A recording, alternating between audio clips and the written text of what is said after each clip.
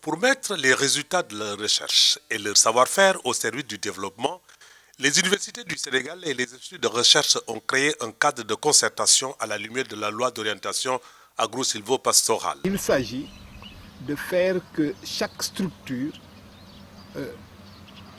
nous montre ses potentialités, ses ressources, les plateformes dont elle dispose et qui peuvent être mutualisées et, dans le cadre de la coopération du partenariat que nous construisons. Dans le plan d'action du cadre, des visites académiques sont périodiquement organisées dans les instituts membres pour explorer les disciplines mutualisables en cours d'expérimentation. Nous sommes dans un contexte où, dans le domaine de la recherche, la transdisciplinarité, les équipes qui cherchent des masses critiques sont incontournables, en tout cas si on veut parvenir à des résultats probants.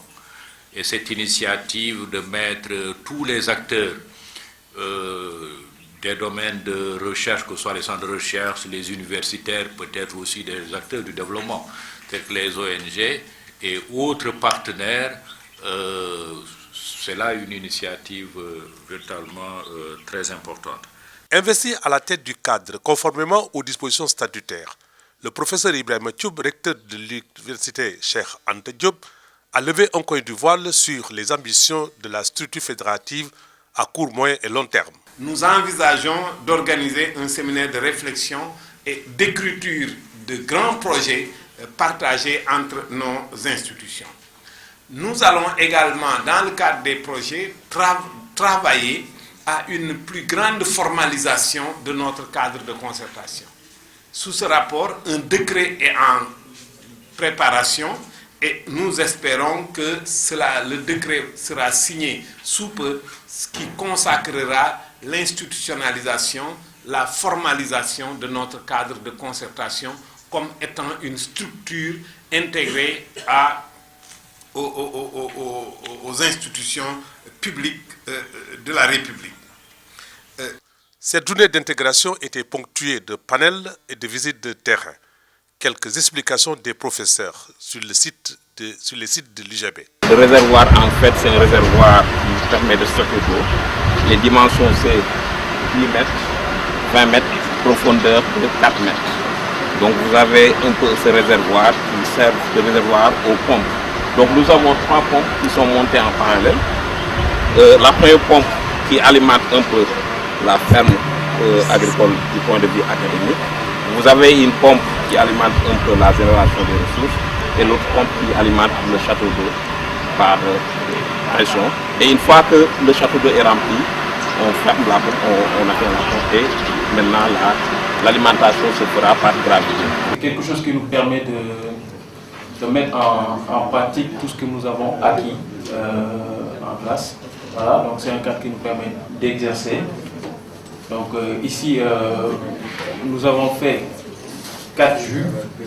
Donc on a le jus de bouillie, jus de tamarin, ici c'est le cocktail bouillie bissap.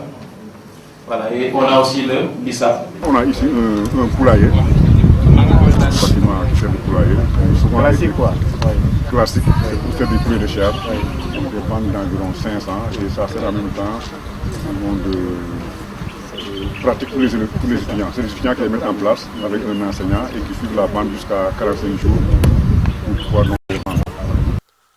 Au terme de la visite des bassins miniatures aquacoles, le labo de recherche pédologique, entre autres installations, le président du cadre, Ibrahima Thioub, a dit ceci. On découvre un potentiel énorme en termes de ressources humaines, en termes de compétences, allant des étudiants aux enseignants. Les recherches qu'ils conduisent adressent des questions fondamentales.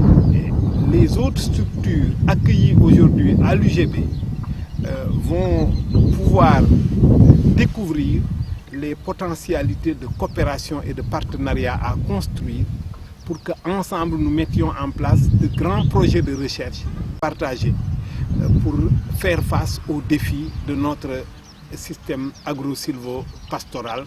Le secrétaire permanent, le docteur Moussa Fall, a animé le point de presse. Il a dans son mot de clôture rendu hommage au point focal au recteur de l'UGB et l'ensemble des professeurs panélistes. Il a été honoré par l'écharpe des 25 ans de l'UGB. Nous avons vu une équipe de jeunes chercheurs dynamiques. Vous savez, maintenant, vous allez à l'Université de Dakar, tout le monde va à la retraite.